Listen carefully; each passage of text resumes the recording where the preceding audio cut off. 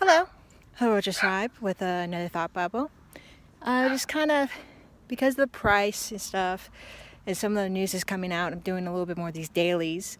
If you're not interested in dailies, I still have the series about what is money, how we can make the denominations of Bitcoin easier. I just released the John Nash, where I talk about the ideal of money and how that's applicable to Bitcoin, or maybe not applicable to Bitcoin, but when people talk about ideal money, you have an understanding what they're saying in this space. I think I might do a little small, like what is smart money, good money, bad money, because we kind of touched on it with John Nash, just because people talk about that all the time, what that really means, those terms. And tomorrow's video is going to be about how, now that we've designated the names of the different denomination points, how are we going to put that in a visual terms, if you will, that people can understand? Because this whole decimal point thing, it gives people headaches. Trust me, it gives them flashbacks to fractions and algebra, and it's not what people are used to. Okay, maybe at some point we will get to where we're thinking in mathematical decimal points, but people need some kind of whole numbers. So that'll be Thursday, and then Friday will be how to spread the good word. So why did I hop on? Well, I was watching BOSAK earlier. Shout out to him. I'll have a link to his show in the show notes. He's a great YouTuber. And he was talking about, tax season, and how when people get their tax returns, typically around March, April-ish is when people really start getting their tax returns. Depends on when they file. You have like two different phases. You have the early filers who are get on it real quick in January/February and get that stuff in March. And then you have another phase where people, they have to gather all their stuff. It takes some time because not everything comes in all at once. And you start hearing about around May or June is when people start getting their tax returns. So I wanted to talk about was, I think this is the year when you're going to see the IRS start cracking down on people. Now, they're not going to get everybody. I think they're going to be very surgically targeted. They're going to try again to go at Coinbase. They're going to hit those people that are 20K and above. They're going to hit those GDAX, those Kraken users here in the States. And they're going to start saying, hey, they're going to start rejecting people's tax filings. That's the first thing they're going to do. And then you're going to get that rejection, maybe the first time ever. And you're like, what the hell this is? And you know what the hell this is. It's because you didn't put your Bitcoin capital gains. And I caution people. Thinking that they are too small fries. They're too small under the wire when it comes to this. Because as OZZY the BS filter, and I'll put his YouTube channel link, talks all the time. That basically he boils it down that the government wants their nut. Okay, they're like the mob, and you're paying them for protection, basically, and they do provide some services, but you're paying for the protection. Pay them. And I think there's going to be a lot of harsh lessons people are going to learn from this, because unless you are super connected, unless you have, and I'm not talking about a couple million, I'm talking about millions, plural, close to billions in the bank, to be able to fight or buy off the IRS or call a guy that can get things settled and make it go away. They're coming for you. It happens every year. It happens all the time. Look at Wesley Snipes. I know people make fun of it and stuff like that, but I don't think people realize, like, what Wesley Snipes did was he had an accountant who told him that this was a lawful way to pay your taxes. That's what he paid him for.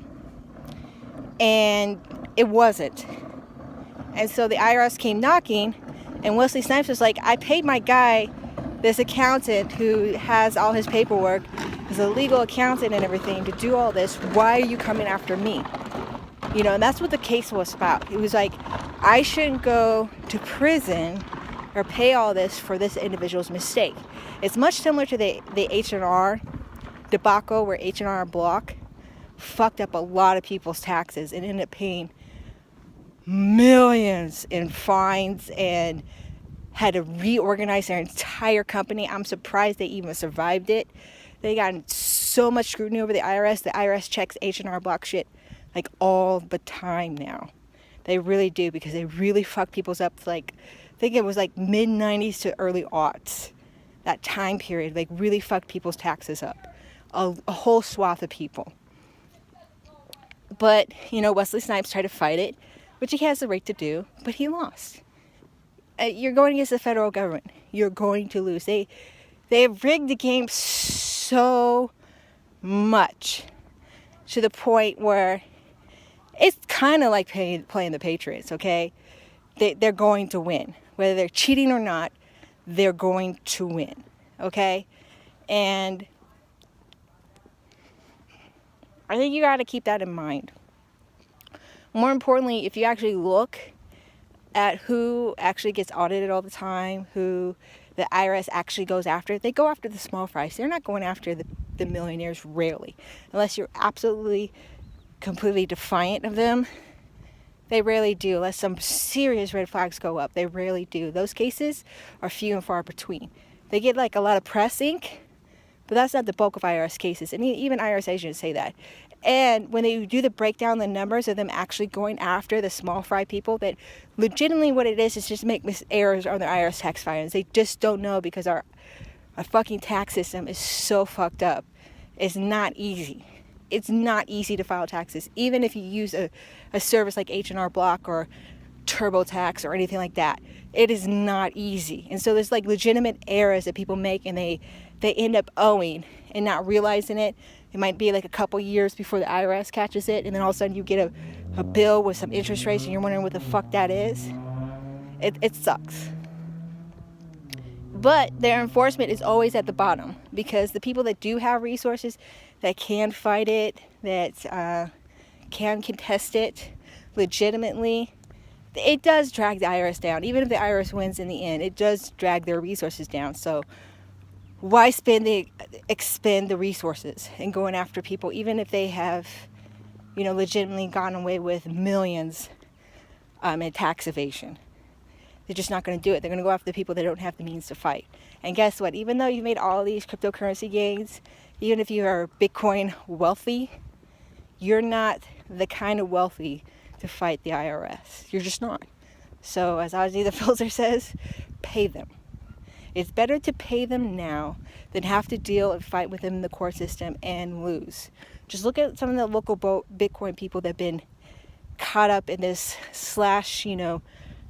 drug war sting thing that they're doing, which is ridiculous. You know, I feel very sorry for these local Bitcoin guys, because I think they're going to, I think that area of the Bitcoin peer-to-peer is going to get hit hard, to the point where in the States, people aren't going to advertise so much on local Bitcoin. They're going to use some other methods of advertising. They might have like a few clients they sell, kind of like the drug dealers used to do for a while. And that's it. If they don't know you, they're not going to sell to you. And that's going to suck for a lot of people, because it was an easier way of doing cash and not having to do AML, KYC, and all that kind of unnecessary compliance. The whole purpose of cryptocurrency was to get away from that form of banking structure. So I do think that in 2018 we're going to see a significant crackdown. And so that's just my thought, my warning to people when people talk about taxes, they talk about, you know, whether to comply or not. It's up to you. This is not financial advice, it's not legal advice, but I highly caution you, do your research, do what's best for you, what you think is ultimately best for yourself, but just know that it is coming, because the Wall Street guys are here and they'll do anything and everything to eliminate competition. And local Bitcoin, the peer-to-peer traders, they're competition, okay? They're the best form of competition. The, over-the-counter traders, the OTC traders, they are competition. They'll be coming for them as well. They're going to do anything and everything they can to box out the small players, the medium-sized players out of the marketplace, and they're going to use the government to do it, because that's what they've done with every other business they've been in. That's how they're going to try to capture the market. I don't think they're going to be very successful at it, but a lot of people are going to get hurt in the process. It's going to be a bloodbath. It's going to get really ugly really quick, because there's a lot of money in this marketplace. There is. There's a lot of money to be had. There's a lot of money to be developed, and it's going to get ugly. This is going to be the beginning of the battle of whether or not we are going to really truly have an economic system divorced from centralized authorities.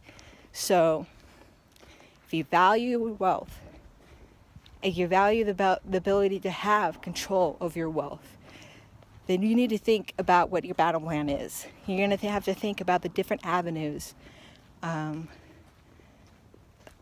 Choose, the battlefield, the battle, if you will, and the battlefield in and of itself, to secure this particular economic system away from the centralized authorities, away from the bad actors, if you will, because saying the tech will prevail, it's not good enough. It's not. Because you can have the best tech in the world, you can have the best airplane, the best car made or whatever, but if people can't get to it, if people can't use it, what's the point? It's just going to sit there and rot. At least in the States it will. And what happens in the States eventually reverberates like sometimes like a tsunami out into the world. It really does. So just things to think of as I think Bitcoin price hit 11, and then I guess you could say almost a flash crash, but just crashed down to about around, I saw the lowest was like 9,100. Now it's back up to 10,000. So we'll see.